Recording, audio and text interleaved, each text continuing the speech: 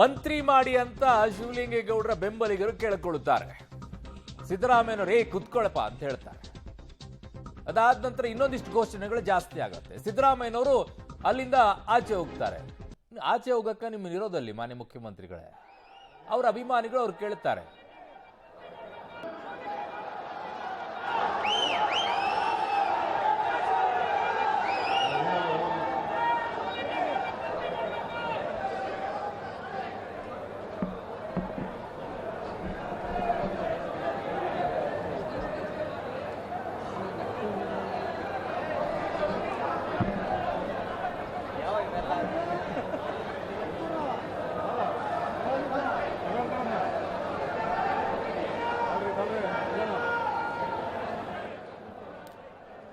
ಅಂದ್ರೆ ಏನು ಶಿವಲಿಂಗೇಗೌಡರು ಹೇಳಿ ಮಾಡಿಸಿದಾರೆ ಅಂತನ ಸಿದ್ದರಾಮಯ್ಯ ನಿಮ್ಮ ಈ ಕೋಪಕ್ಕೆ?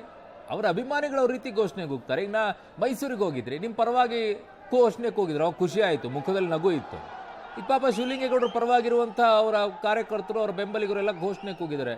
ಅದನ್ನು ಚೆನ್ನಾಗಿ ಪಾಸಿಟಿವ್ ವೇಯಲ್ಲಿ ತಗೊಳ್ಳಿ.